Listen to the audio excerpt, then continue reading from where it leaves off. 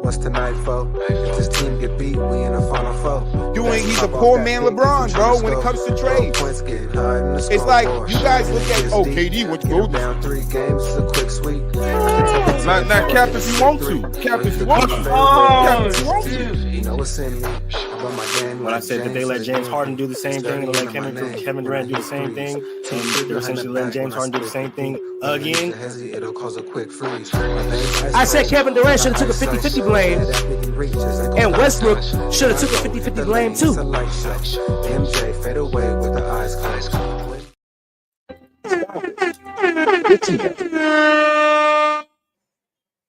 So I don't hear it, so I didn't think you hear it because I didn't turn it up. But what's up, and welcome back to B2B from the sideline. Looking like it's just me today, which is all right. Mel had to run the work. He was here, but he was dealing with some difficulties. Mel had to bounce out. Mulich should be here in a little bit, and if not, we just rock it out. Should be a pretty quick and short one tonight. We're gonna get into some blowing up some teams today.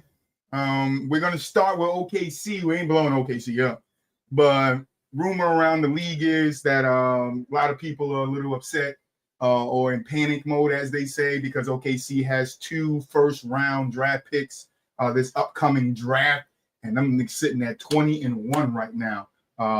They're not playing, and if I'm them, I'm not trading it. Fuck that. I'm not trading it. I put myself in this position. I'm going to stay here. I don't need to trade my picks away. I'm going to draft some young stars and keep adding to that bench, man. Keep adding to it. Hold on to them. You feel me? Unless something arises, because only way you trade away first-round picks is if you're trying to make a big splash, you're not giving up your first rounds for nothing. And I don't really think OKC needs anything in the likes of a first-round pick trade where they're getting a star, because they already have their star. They have Shea, you feel me? And then they have all those young people in Williams and why am I forgetting everybody's name right now? I just had a brain fart. OKC, why am I? They got Williams, they got Chet. There you go, Chet. So they don't really need anybody. But if I'm them, I am still keeping my first round picks. I don't give a shit what nobody around the league is talking about. You're not getting my first round picks. I made all those moves. I sucked for all that time to get to the spot I am now. These boys looking like they're going for a repeat, and they're gonna have 2 top first round picks next in this off season. So if I'm OKC, I'm not giving it up. They built through the draft. I would definitely keep my pieces. Like I said, you're not really gonna trade your first round picks away for nothing. And I don't see OKC doing that. I think they hold on to them.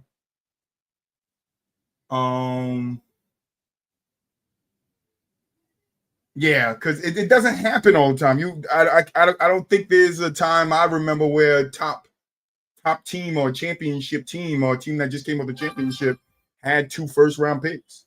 They did an amazing job over there in OKC, getting the picks after Russ and KD and trading for Shea and building the pieces through the draft and Chet and Williams and them boys. I'm not giving it up. I'm staying true to my DNA that I built here, the culture I built here, and that's rising up young guys. So I'm just looking for 2 young guys that I could get out this draft that could eventually down the road be a trade piece, but that could add to what I already have in the young OKC team, and they will be able to compete for champions for years to come, especially if they stay healthy and they keep everybody here. I know they said they have Chet and Williams through 2030 to 31 is Shea. Yeah, they have all 3 of them to 2030, 2031. So you have your squad here. I don't think you need to change anything. If I'm OKC, I'm not making I don't give a fuck who you call, who calls, what they call for, what they will give. I ain't taking shit that's going to fuck up the chemistry of my team. We don't really see young teams like this that can go and compete for a championship and still be in the hunt for years to follow. OKC is that. They're a very exciting team to watch. I'm just adding pieces. You currently 4 It only say 2 here in this report by Bleacher Report. 4 first-round picks. My B nature. 4. Yeah, I'm not. Fuck y'all. I'm gonna keep stacking, bro. I'm gonna keep and then my team gonna be good for years to come. Because now I got young guys sitting in the G League, developing them. Right? I got young guys on the bench, developing them. I don't know. See, that's interesting. So would you said your team, right? Would you trade those first-round picks for Giannis? And is it just the Bucks taking the first rounders? They're not taking no players? Because if I'm the Bucks, I'm gonna want something. You're gonna have to give me Williams, Chet, somebody over there gonna have to come and be on my team if I'm giving them Giannis, because that's a bona fide superstar in himself. So it's kind of hard. But like I said, if I'm numb, I'm definitely looking to keep my picks, draft some more young stars, develop them guys. So when the rotation comes, when guys is out, off the team, or you can't re-sign them, there you go. Okay, so Clippers and Jazz is the two that Bleacher Report is talking about, and then you have the Sixers and the Rockets pick. That's amazing. But it's all a testament to how OKC handled trading away 2 superstars, mega stars in Westbrook and KD. I don't think I've ever seen a team handle trading away 2 stars that well of the capital that they got back, the turnaround of the team, right? Because and they also traded away Paul George. So technically 3 stars they traded away to get all these pieces, plus Shea. And now you look at them, and then now you're looking at them coming up next year with 4 first-round picks. This team will and can be dangerous for the next 10 years. But they set themselves up that way. When we see teams like the Pistons that's just coming back around to relevancy from their days of going to the championship and winning the championship, we see teams like the Magic, who's now just coming back into relevancy, looking he would ruin that. See, that's what I'm saying. I wouldn't trade my first. Would not trade those first round picks for anybody, because then that just means, because when you trade first round picks, you're trading them for a superstar or a star like Cal. I don't think you need that in OKC. I think you guys have the pieces you need. So if anybody calling me, I'm not listening. But OKC, like I said, Magic, they're just getting back into relevancy from Dwight Howard's days, Turkoglu and those guys. So you don't really see teams set themselves up for this much success, especially a small market team like OKC. Not a big market. So you can't just be willy-nilly trading away fucking picks. When you have them, you have to use them. Use your development team, put them in the G, develop those young guys. So when they do come out and they do emerge and you're ready for them, right? Them guys is ready to go up to par, to the standard of what the team is. OKC has a very good culture over there.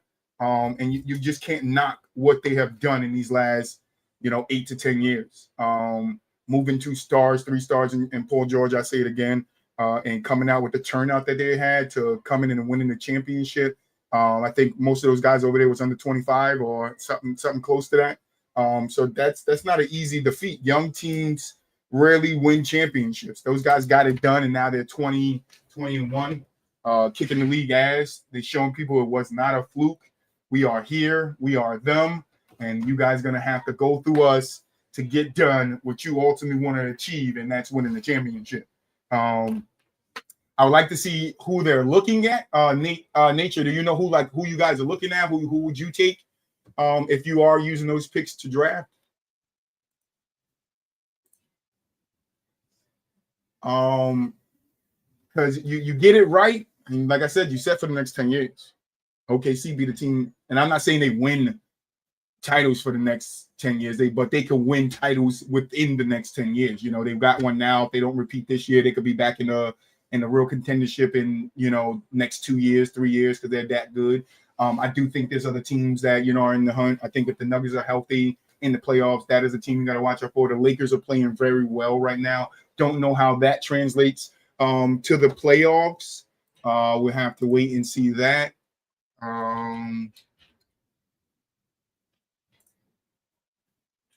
Let me see. The Rockets are all right. I know KD is missing right now. Out with some family emergency. Spurs, don't know how they're going to look in the playoffs. Timberwolves could definitely be there. The Warriors, we don't know what their future looks like in the next couple of years. The Grizzlies future is up in the air. Dallas future is up in the air. Pelicans is up in the air. Clippers is up in the air. They're 5-16.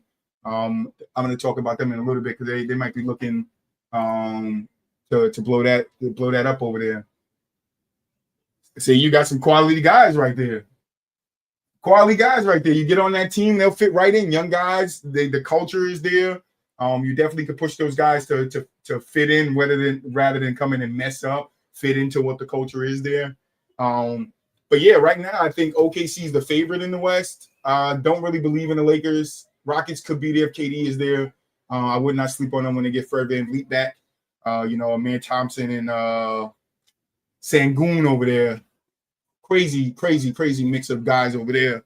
Would like to see how far the Spurs can go with Wemby and those young guys over there. But OKC is the pillar right now. That's what we want to reach. A couple of years ago, Golden State was the pillar. Everybody wanted to shoot threes, and we talked about this a couple of months ago, last month, and then I think a little tidbit of it last week about teams reverting back to taking those 2-point shots, right? It's not all about the threes anymore. And OKC does that really well with their superstar Shea. He knows how to get to his spot. It's about putting the ball in the basket, not getting the threes. Threes are hurting everybody, including my team, Boston. You feel me? I watch us shoot, awful games of threes and some amazing-ass games of threes, breaking records. But I would like to see the game more balance itself out, and I think that's what OKC is doing for the league today. It's balancing it out, going back more to that 2-ball, because you see a lot more teams now opening up the floor for their stars to start taking those 2s again. When we could remember a couple of years ago, Carmelo in Houston, D'Antoni's like, no, don't take the long 2s. We want 3s. Nah, take those long 2s again. Put the ball in the basket. The game is points. I want to put as many points on the board as I can. And they're doing that. But so OKC is in a good position. Can't wait to see what they do. Can't wait till we get to the playoffs. I know the NBA Cup's going on right now. Don't really care about that. Anybody win it? No, not yet. Not yet. Still got some games. Don't really care about the Cup, but shout out to OKC for making moves and making it the right way. The execs are panicking. Nobody told you guys to trade them all them picks. Don't panic now. What you panicking now for? Don't fucking panic now. Right? They did it the right way. Y'all wanted their stars, right? Y'all was okay then. We're taking the stars, taking the pieces. Now it's like, oh damn, they this good and they still got picks. Yeah, because they set themselves up. They wasn't stupid. They spaced those picks out. In case one didn't work out, I got another one in the future. And that's what's paying off now. But moving on. Woo! CP3's last year. The point guard. Damn, bro. Shit, I remember back when, CP was on New Orleans. CP, great player, Hall of Fame in my book. I think there's certain guys in the league that deserve farewell tours. Kobe being a guy, Jordan, a Bird, a Magic, LeBron. As much as we point fraud. Come on, Mel. Don't do that. Don't do that, Mel. A lot of guys, there are some guys, a handful of guys that deserve farewell tours. I do think Chris Paul is one of them. I think Chris Paul deserves a farewell tour. He has been amazing in this league. I know he has not got the ultimate gold accomplished, and that's to win a championship, but that doesn't happen for everybody. And I do agree with the sentiment out here in the world now that just because a player does not win a championship does not knock the legacy that they built. What championship does is heightens the legacy. And Chris Paul just has to stand on his merit. And that's all he got. He has to stand on his merit. And it's well-deserved. He's played 20 years, I believe, 21 years. Would have thought last year would have been his last year. But no, he kicked it one more time, came back to the Clippers, going for one more hoorah. The Clippers suck right now. If I was him, I'd retire right now. But and I'm joking. I'll leave right fucking now. I'm like, I didn't sign up for 5 and 16. I didn't sign up for this shit right here. Send me home, coach. Give me the paycheck. I'm going home, coach. Y'all don't need me. And in nature, yes, the tables have turned beautifully. What are you talking about, Mel? Legacy choking in the playoffs, man. That happens to everybody. There's a plethora of guys that don't get it done in the big games. Does it tarnish his legacy? Is what you're saying? It might be a blemish here and there, but there's a blemish here and there on everybody's legacy. Every single body. Michael Jordan has blemishes on his legacy. The quitting, the gambling, whatever you want to say. LeBron has some. KD has some. The Golden State. You know, Kawhi has some. The nigga rests too much. He king of fucking load management. Like, everybody has blemishes on their record. Some guys just are able to get it done. See, you're asking the wrong person. You're asking the wrong person here because I'm not a James Harden guy. But if James Harden a Hall of Famer, I would think James. Let me see. Hold on. Let me go. Let me look it up real quick. Let me see what James shit is. Hold on.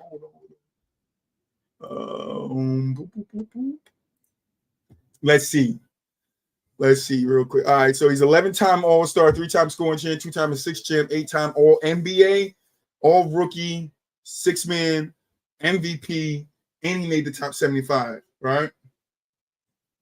He's for career, he's 27 points, 5 rebounds, 8 assists. Yeah, I would say he's a Hall of Fame. I would say he's in the Hall of Fame, but where does he rank amongst everybody else? We could look at that. But James Harden is just the guy that has to stand on his merit too. He doesn't have championships to boost his legacy, so his legacy is just his merit, his numbers, his accolades, what he accomplished, how he changed the game, what he was for the game, that type of stuff. Mel, you asked what is Chris Paul's legacy? He one of the best point guards to play the game. What are you talking about? How are we questioning Chris Paul's legacy? Mel, I wish you didn't have to go and talk to me from the chat. You know, I wish you were still here. Chris Paul, 20 years, 12-time All-Star, 5-time assist champ, 6-time steal champ, 11-time All-NBA, rookie of the year, 9-time All-Defensive. I don't give a fuck about MVP for All-Star weekend.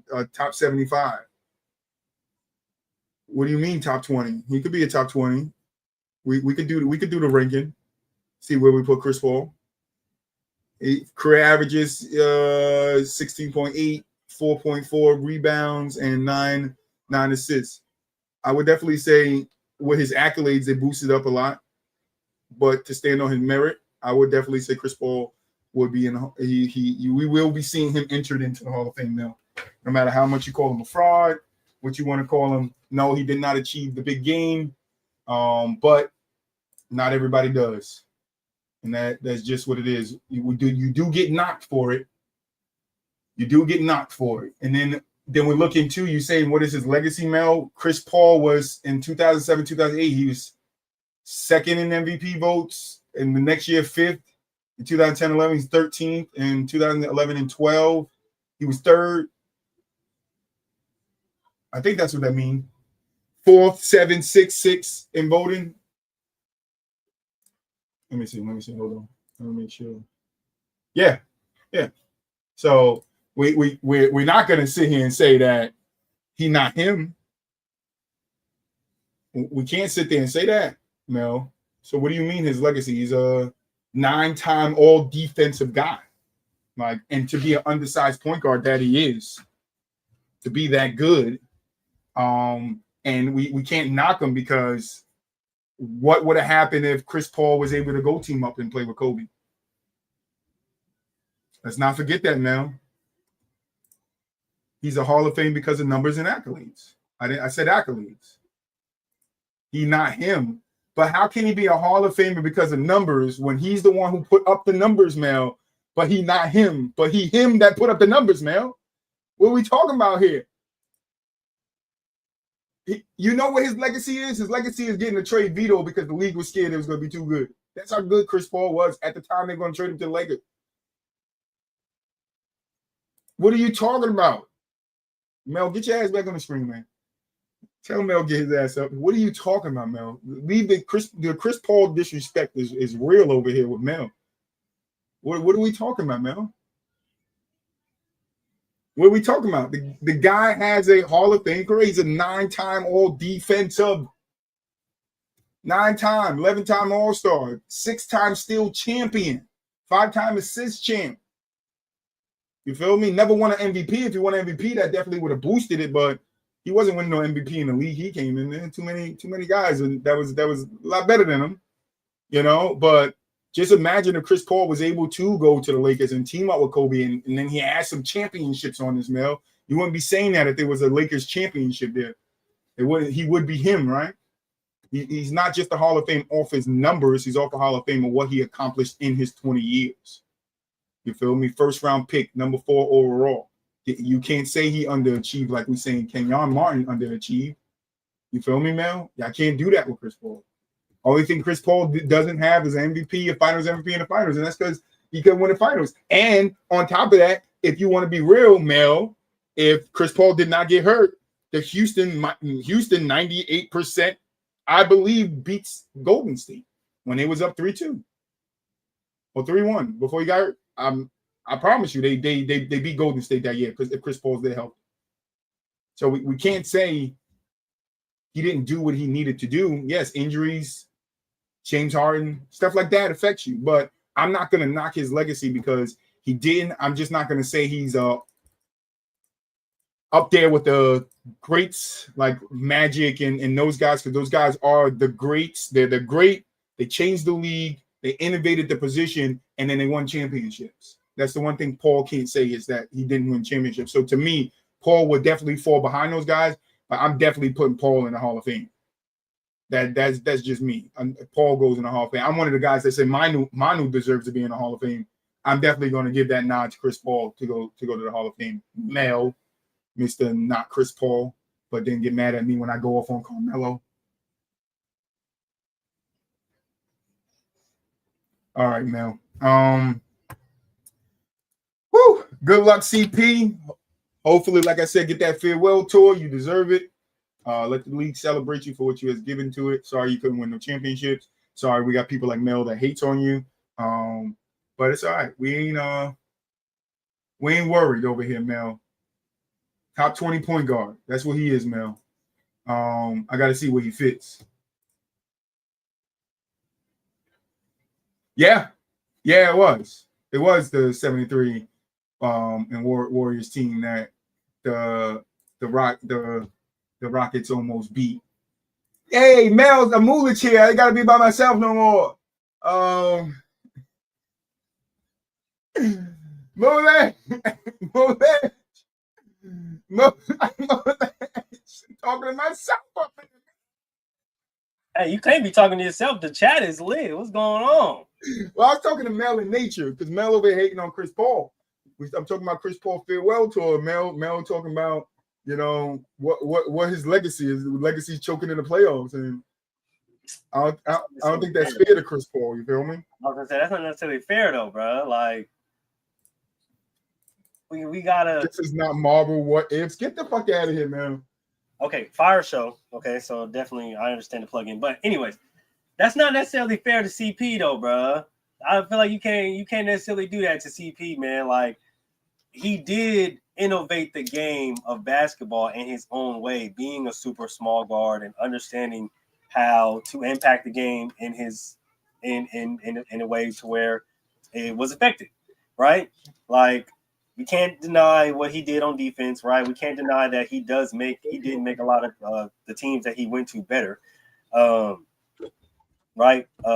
He does bring a lot of offensive prowess. He does bring, like I say, he does bring defense. He brings leadership. I know a lot of people would like to go back and forth with that because the James Harden and Devin Booker, all the teams that he's been on, and they may have clashed or whatever the case may be. But I do think that, like, as far as looking at the perennial point guards that we grew up watching, like you got to give CP his respect, man. Like he changed how the game was played in his way, right? Being a smaller guard, looking at Lob City, even looking at his early years on the Hornets, like he wasn't really supposed to make it. I didn't even talk about his time on the Clippers. I forgot that, Moon. Like he wasn't. I mean, and it's like I know a lot of people look at the Rockets years and then the Phoenix years, where they they're in the playoffs, whatever the case may be. But it's like even then, right? Like they talk about playoff success.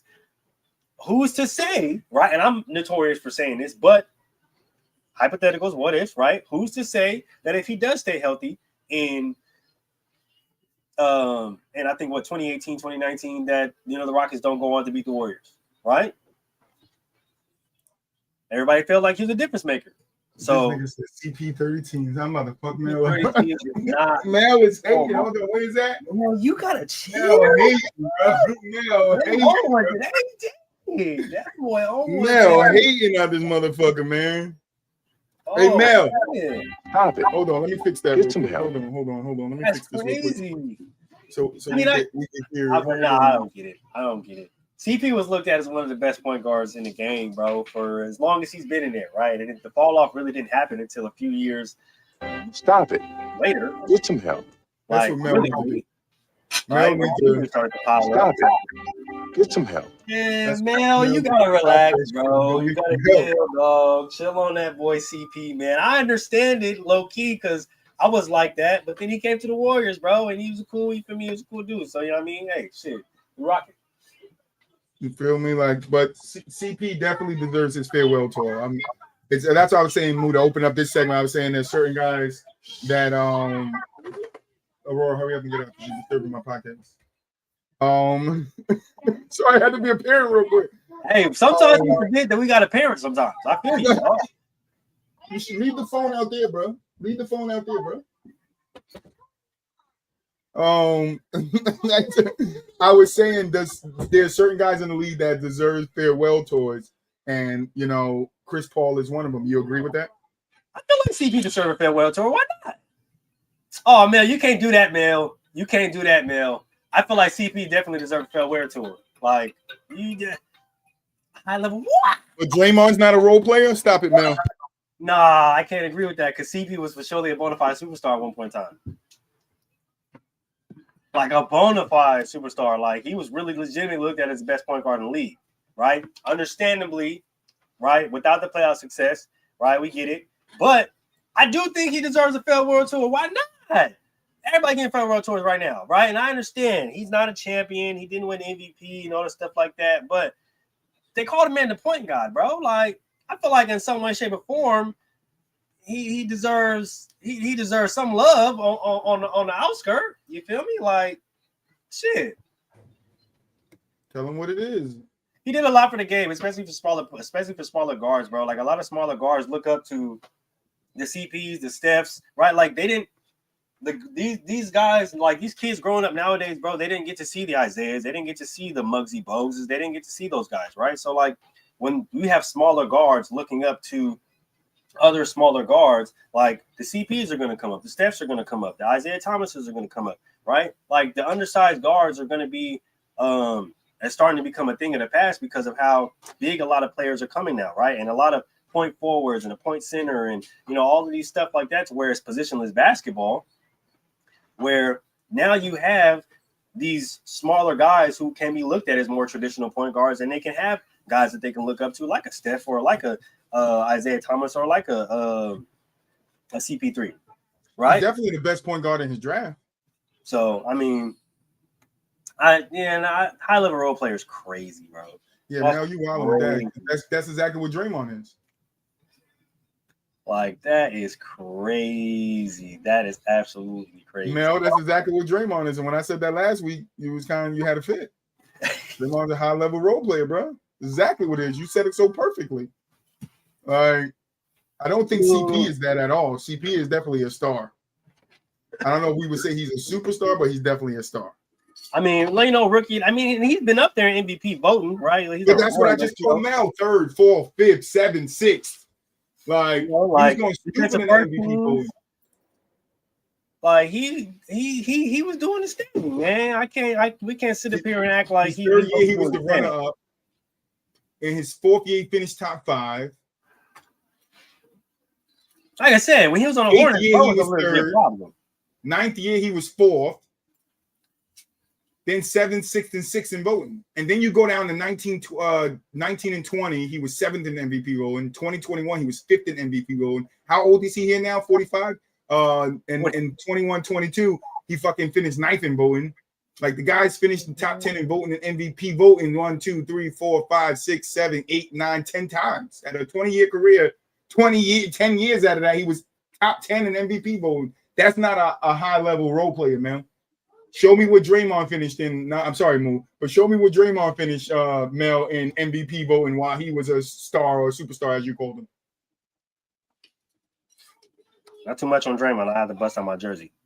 I don't want to go too much there, but I just got to use that as the thing because I said it last week and he didn't like that. Now he's saying Chris Paul, the point guard, is a high level role player.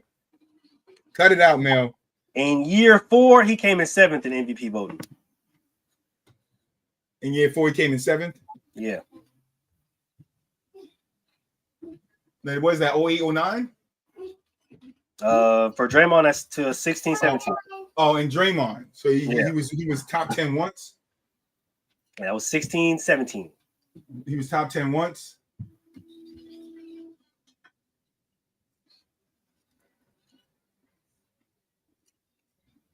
And then the year after that, he won Defensive Player of the Year. Yeah, but he was only top 10 in MVP going once? Oh, yeah. Only top 10. Okay, so, yeah, but Chris Paul fucking 10 times at 10, but he's a high-level role. Get your ass out of him, man. Get your 9-time all-defensive Chris Paul, 11-time all-star. Get 6-time steal champ, man. 5-time assist champ. That's not a role player. It's not a role player right here. Role players don't finish in steals six times. The champ of steals 6 times. That's not a role player. That's not a role player, man. What are we talking about, Mel? Mel, drive the work safe, man. Somebody gonna hear you typing that shit. Somebody gonna hear you typing that shit and hit you with a fucking rock. I'm telling you, man. Your ass gonna get hit with a rock because they're gonna hear you typing it. They're gonna hear you typing this shit like this nigga hating on Chris Paul. Beat. All right, stop it before I start going on my mellow rant, Mel. You can't be up here to defend him even then. So, but anyway, moving on. Let's get into some team trades, rumors, information. We're going to start with the Kings. This was on our docket a couple of episodes ago. We just never got around to it. Mulichat put it in the chat that the Kings might be looking to blow. Well, the Kings say everybody's available, except one person, I think. Yeah, that's what apparently that's what they're saying. And then I remember putting in the chat, I don't remember exactly what it was. I know Sabonis to Boston. I can look it up real quick. Yeah, so I said with the Kings blowing it up, I said Sabonis to Boston, Zach LaVine to the Pels, and Rosen to the Clippers, and they release Bill. Mooley said that would be interesting. What are you feeling about that now?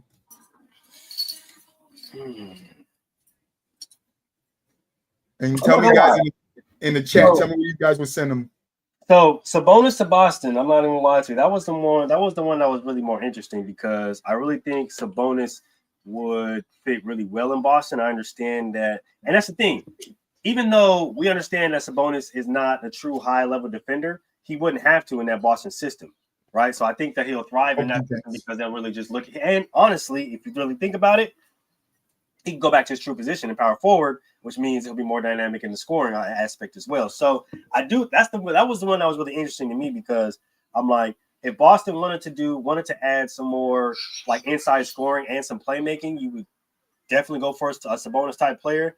And that to me, honestly, would shoot them right back up to contenders again, even without a Jason Tatum. So that was one I think that I felt that was the most interesting. Zach to the Pels, I mean, you put Zach LaVine in the backfield with Jordan Poole, and I understand that Zion is about to sit down for a while because he has an abductor, I think, strain or something like that. They got a pork string.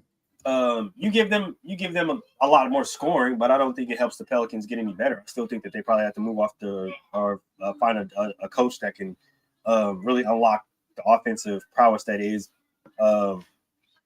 Jordan Poole and Zach LaVine if you were to put them together. But I know Zach LaVine has been a hot topic for the past few weeks, maybe because he's had a rough shooting spell, and then his defense hasn't picked up since he came to Sacramento. But I mean, what do you guys expect? This is Zach LaVine. Me and Troy have been bringing this bell for the longest time, right? We talked about this when he wanted out from Minnesota. We talked about this when he wanted a Supermax in Chicago. He's not a 3-and-D player. He's an athletic 3-point shooter. He's an athletic wing, but he's not a 3-and-D guy like everybody looks at him be. So even a few weeks ago, when the Kings fan is telling him after the 6th defensive possession in which he gave up, it's like who ever looked at Zach LaVine as a top defender? That's always been his knock. That's the reason why he did not get the Supermax in both Minnesota and Chicago. Actually, is because he cannot play defense. He's not a two-way player. He's not the superstar player that he thinks he is, and that a lot of people seem to think he is. Zach LaVine is a spot-up shooter, and he's a spot-up shooter. At that, me and Troy literally rang this bell for 2 episodes telling y'all that.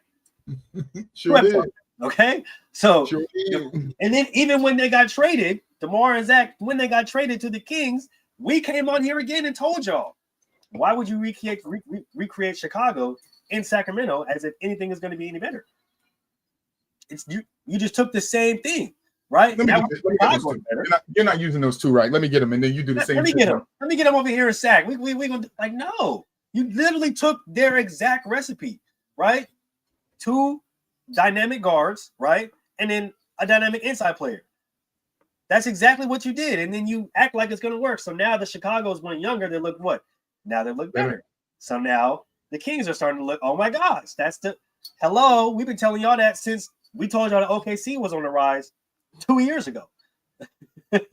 That going younger with minimal vet experience is probably the best route to go, right? Because you can build for the future.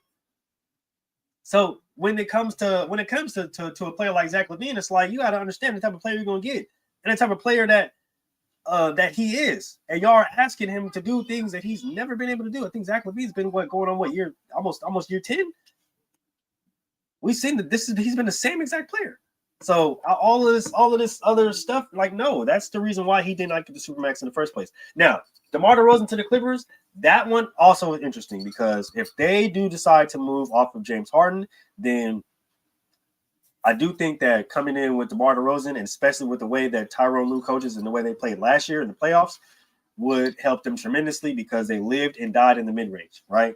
And if you can get a guy like DeMar DeRozan that's going to come in and dominate in the mid-range game, and he's not going to have to really play a lot of off-ball, which is what he's playing a lot right now in the Kings, I think that'll really help them, right? Then you add that with Kawhi, which I'm assuming they're not going to trade him because they've already paid him a shit ton of money. But you add that with Kawhi, you really have a good center in I think, freaking, what's his goddamn name? Forgot his name already, but he's been a solid center for the past few years. So I think the Clippers with DeMar DeRozan, I think that actually makes a lot of sense. But we'll see, right? I just don't think that the big name that everybody's expecting to be traded in Zach LaVine is going to be a move shaker or anything like that. It's like, nah, he's probably going to go somewhere like the Pelicans, like the Jazz or something like that for some type of picks or a type of player.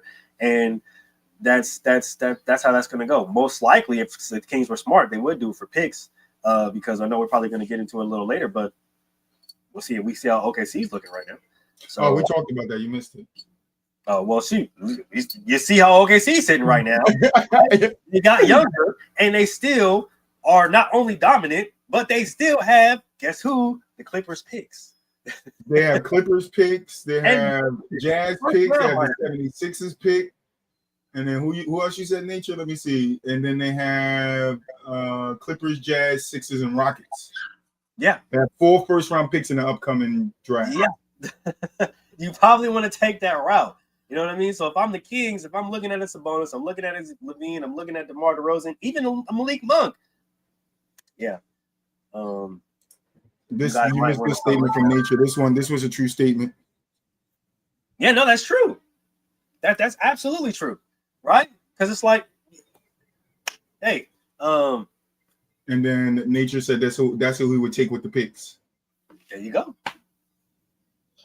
Get younger, put them in the G League, let them develop, and you good for the next 10 years. OKC did this shit like nobody, and to be a small market, like I said, it's unheard of for a small market to have this for this stretch of this long so they can be good to come. And this is why I try to tell Mel and Boo-Wop, when we're rebuilding teams or retooling them, bro, you have to make sure that you're going to be there for a long time. You cannot build your team to be good for 2 years and then you're back to being shit the next 7 years. You need to build your team to consistently get better over time, and that's what OKC has done. But just some names on the Sacramento's that people in my minds are going to grab. Pressure Nachua. If you're giving up him, I think somebody will definitely grab Nachua. Yeah, no, huh? No, that's true. I think he's a solid defender. Solid piece. DeRozan. We know Zach. Doug McDermott could be a solid bench player for somebody. I forgot Doug McBuckets was over there. When did you dispute what? You got to be more specific, Mel. You're in the chat. Doug McDermott, Malik Monk is definitely a piece. I think people will pick up. Keegan Murray is definitely a piece. I think people will pick up. Sabonis, Dario Saric could be a piece. Dennis Schroeder, Westbrook can go end up back on the Nuggets. We never know. You never know. And I know Keon Ellis is a hot name too. A lot of people were talking about him. Keon Ellis. So they have some players over there that could definitely get some stuff about building the team. Shut up, man. When did I say that bullshit? You said it, nigga. You said it. Oh my god. You said it. Now I remember it was Buwa. It was Buwa. I just wanted to throw you in there. Mind your business, man. It was Buwa. It was Buwa. So I just wanted to put your name in it. But yeah, they have some pieces to move. We'll see what the Kings do, what they get back, what they're looking like doing. But if I'm the Kings, I'm trying to follow OKC's recipe. I want some picks. You want a Dario Saric? You want Sabonis? You want a Zach LaVine or DeMar DeRozan? I understand they're a lot older. DeMar is what?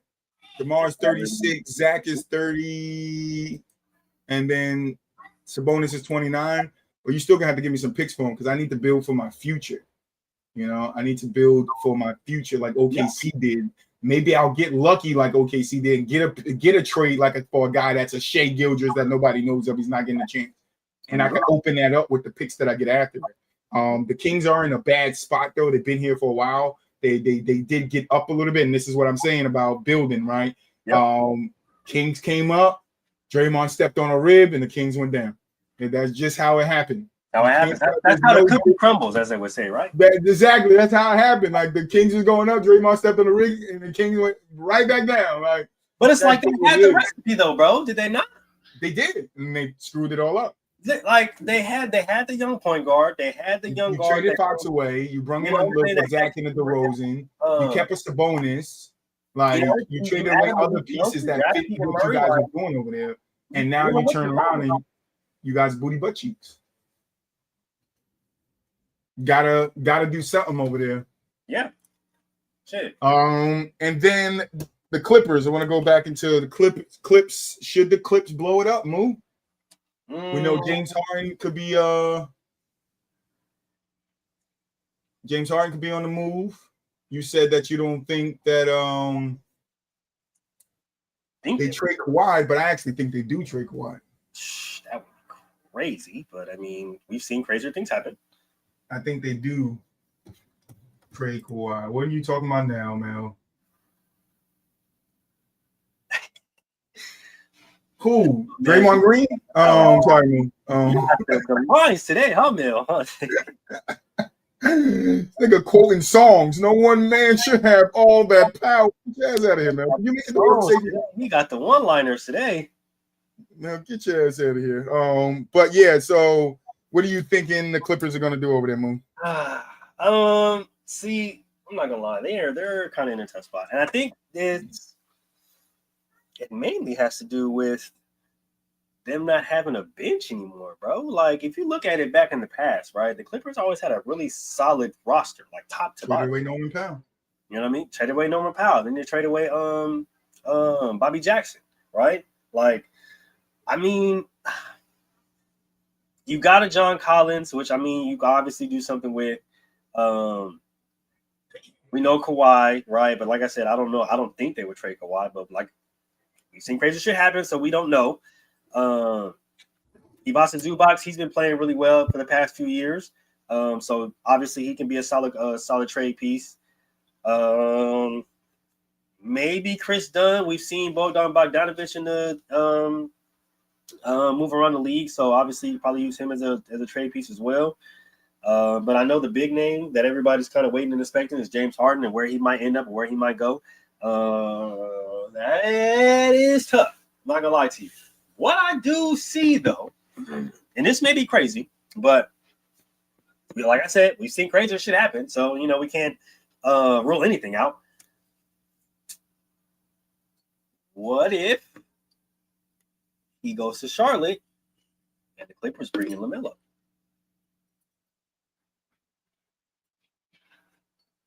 You gotta unmute yourself. Trade who to Charlotte? What if they traded James Harden to Charlotte and they bring in LaMelo? I mean, I wouldn't be mad at the Clippers getting LaMelo, but I think you get LaMelo, you trade away fucking Kawhi too, because you can't take up a roster space with Kawhi there when you could allocate that money to somebody else that can actually help a LaMelo win. True. You feel me? Kawhi isn't going to be there enough to help him win, and I don't think Melo wants to go from one losing situation to another losing situation. It's just as bad. So you got to kind of entice him with bringing other pieces in. Like I have 5 trades here. Okay. This one is a 4-team trade with the Timberwolves. Clippers get Jalen Green and Bones Highlands. Minnesota gets James Harden, Hayward, Highsmith. Brooklyn receives Mike Conley, Leonard Miller, 2026 second round pick.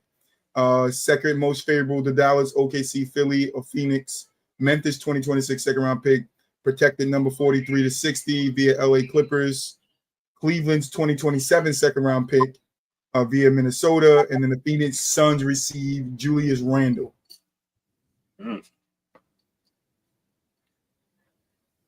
Pair James Harden up with Ant-Man.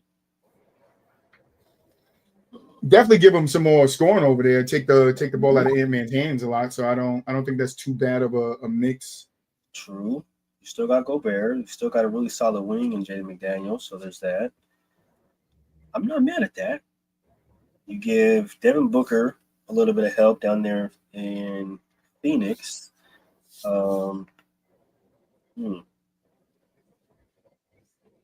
Memphis comes with or gives a lot of picks away. That's actually not a bad one. It's actually not a bad one. Because you got James Harden on some way, shape, or form of a competitor. So I like the picks, but I don't like that. This next one is with the Bucks.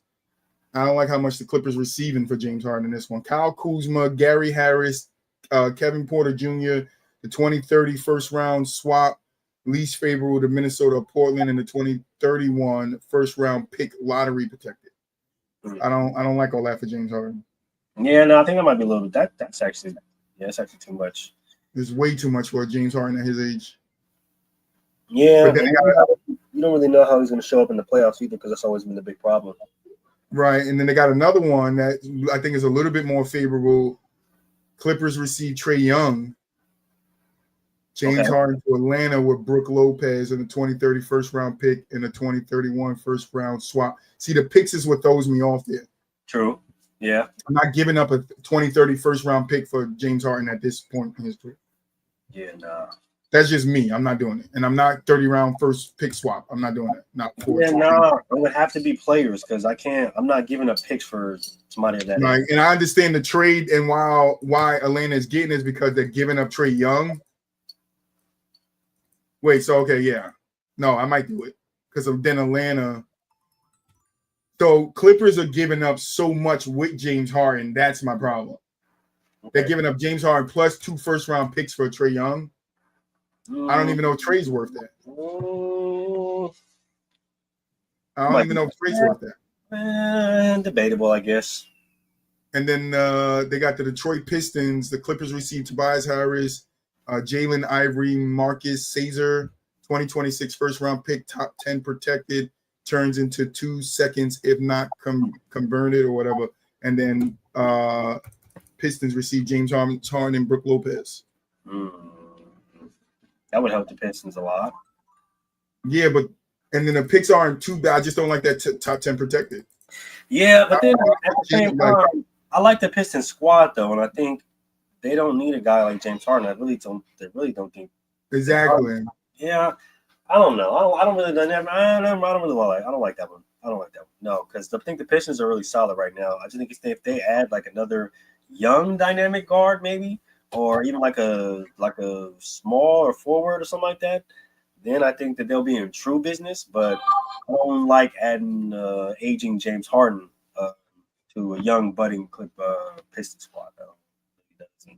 No, I think they're following the same recipe that OKC followed. And then they have last one, the Memphis Grizzlies. Ja Morant to the Clippers, James Harden, Brook Lopez. They just trying to get Brook Lopez out of there, bro. James Harden, Brook Lopez, 30-30 first round pick, 30-31 first round swap, and a 30-32 first round pick. So now Memphis is receiving 3 fucking first round picks for Ja Morant. I don't even know if that's worth it. But you lose. Somebody has to lose. Yeah, I was gonna say it has to be somebody has to lose somewhere. Yeah, somebody has to lose. So I think the first one probably makes the most sense. But Ja to the Clippers, well, who? Kawhi? I don't see how that works. Kawhi, I don't see how that works. I think they need more shooters. I don't think they have enough shooters to do that. Yes, Mel over here messaging shit that need approval by me. Damn, Mel, what you doing in the chat? I don't know like about garbage, Mel. That's crazy. I think Trey is solid. Trey is a solid player. I just don't think he could be a number one option. Yeah, I just think that he can't lead a team. He has to be your second option. Or to like a championship or anything. But I do think that can be like a really like 1B type option, second option, like definitely. He just can't be like the main guy. But if they blow it up, I say, let me see, because the Clippers only got 2026. They have a protected 31-42 in the second round via Memphis. Mm-hmm. Then Brooklyn will receive the less favorable of 1, the LA Clippers 2026 second round pick, and 2, the most favorable of Boston 2026 second round pick. Indy 2026 second round pick, and Miami's 2026 second round pick, and Memphis will receive the most favorable of the 4 via Miami to Indy, via Bucks to Memphis, and via Memphis right swaps to Indy or Miami for Boston. I don't know what all of that is saying, but they don't have much. Clippers don't have but 2 picks coming up. Yeah, it's their own pick. They only have their own pick and then 1 with Memphis. 2027, they have a first round pick, and then they don't have a fucking pick in 2028. 2029, they have a first round pick. Then 2030, a first round pick. 2031, first round pick. 2030 or 31, they have a second round pick, and then it goes on and forth. So the Clippers aren't really set up for the future when it comes to their picks. So even if I'm moving off some of these guys, I'm definitely trying to get some picks back.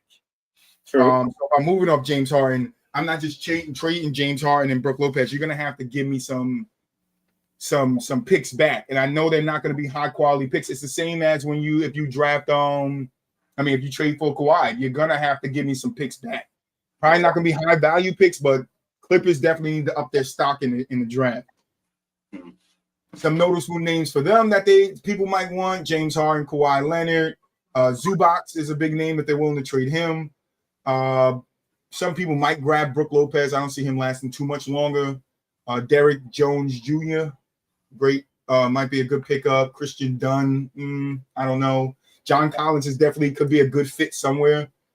Cam Christie, Bogdanovich could definitely be a shooter. Bradley Beal, just wave that nigga and let him go home. And then Nicholas Batum, you dumb as hell giving up any first round pick for John. I agree with you. I agree with you. I'm not giving them no first round picks for John. So the Clippers do have some noticeable pieces. They don't have too much that people can look at or look for. So it's be very interesting to see if the Clippers do blow it up. But if they do blow it up, I do think Kawhi Leonard should be traded. I'm about to try to see how many years he got left on his contract.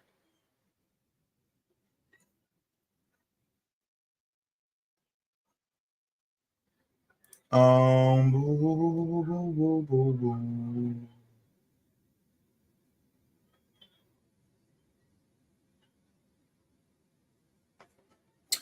Let me see. Give me a second.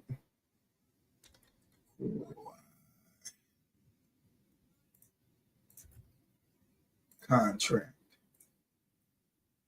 All right, so Kawhi he's under contract till next year.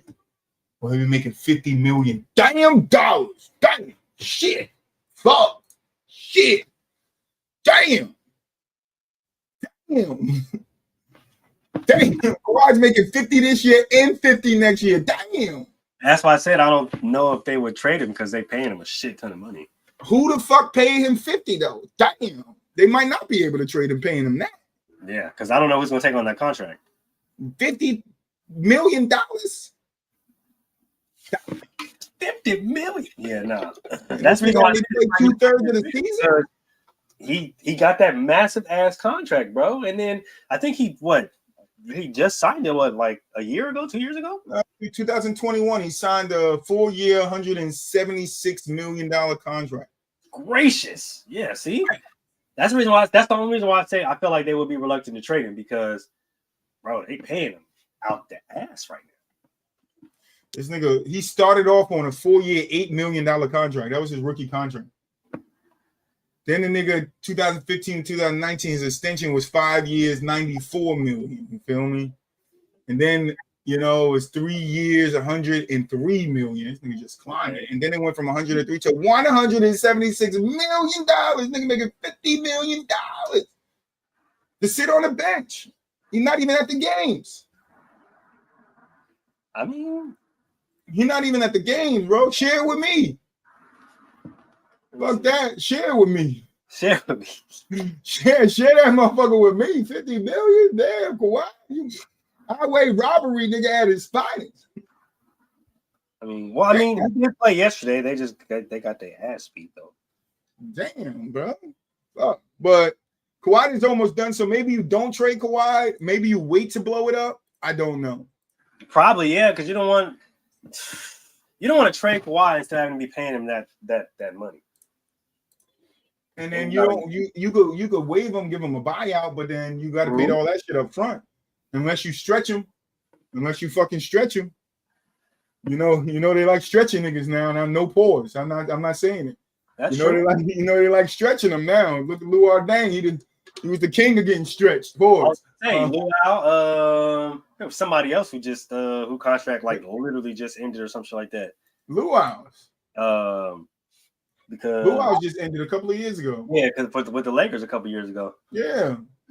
Well, smart. You got stretched out. You paid off, nigga. Right? Agent is the agent is one of them ones.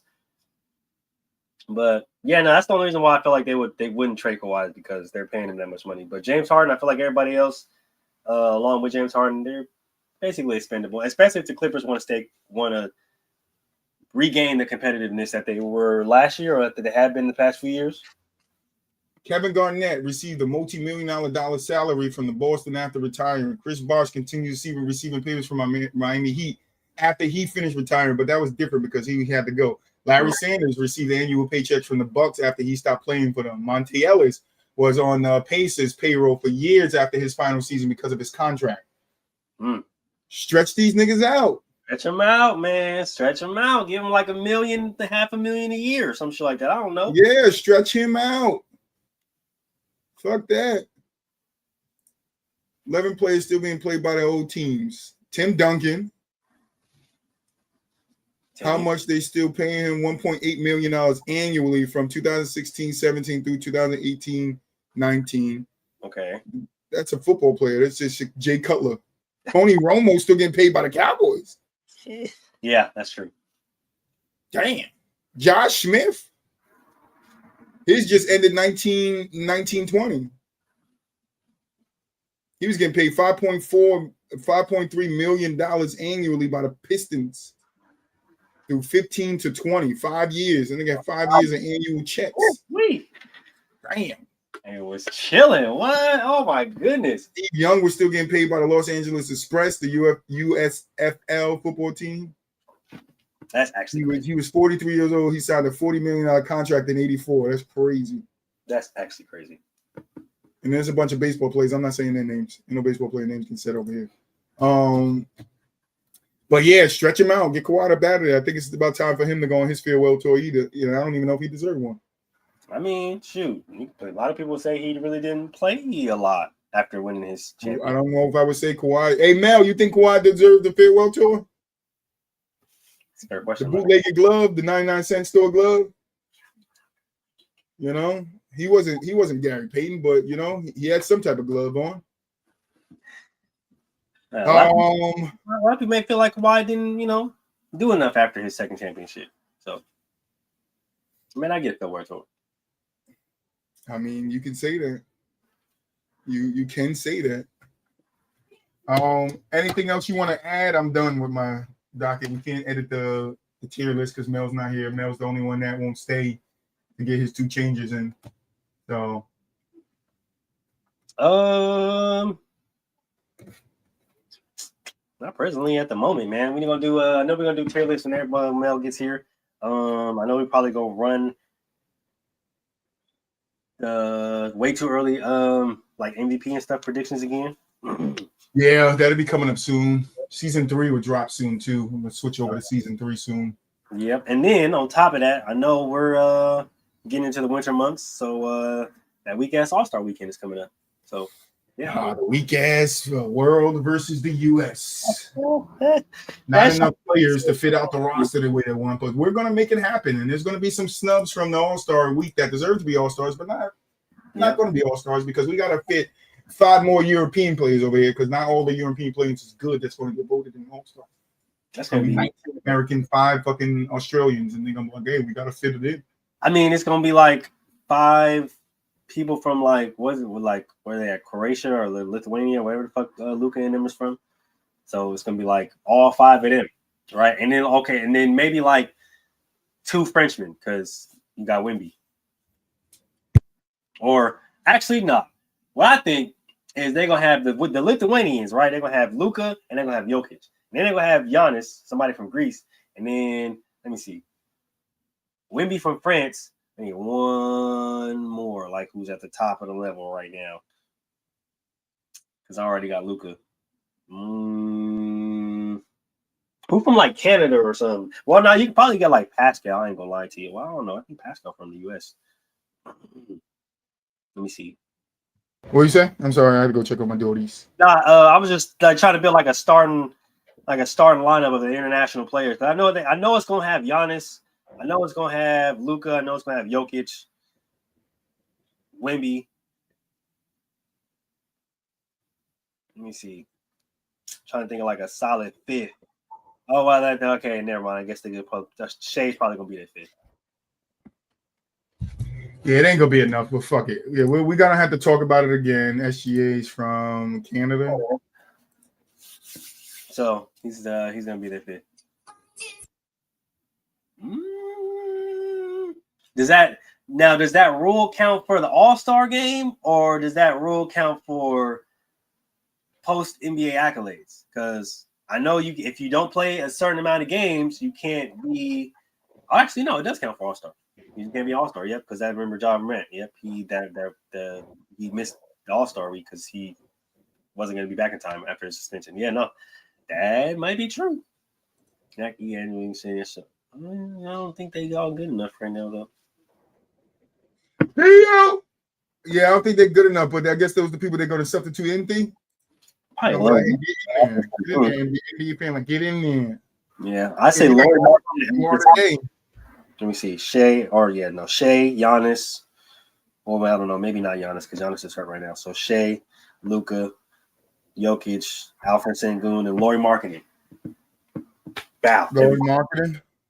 Yeah, there we go. Bow. Start 5. There it is. But make sure you guys tune into Gentleman's Talk tomorrow. Show after Thanksgiving. Always fire. We back Thursday. Basket to basket off the glass because we're going off the glass, getting rebounds and dunking on y'all ass. And then Inside the Huddle on Friday, I already know what it is. Basket off the glass is going to go back to its regular day on Thursdays. We ran it back on Saturday because of Thanksgiving holiday, whatnot. Appreciate everybody in the comments. Theo, Mel, of course, even though, yeah. And then, of course, Nature May. Appreciate you guys. Appreciate everybody that's viewing. Keep liking, keep commenting, keep subscribing. We're going to keep going up. We're not going to stop till we get that plaque in the back. So you already know what it is. Keep coming back so we keep going up. See y'all tomorrow. Peace. That's right.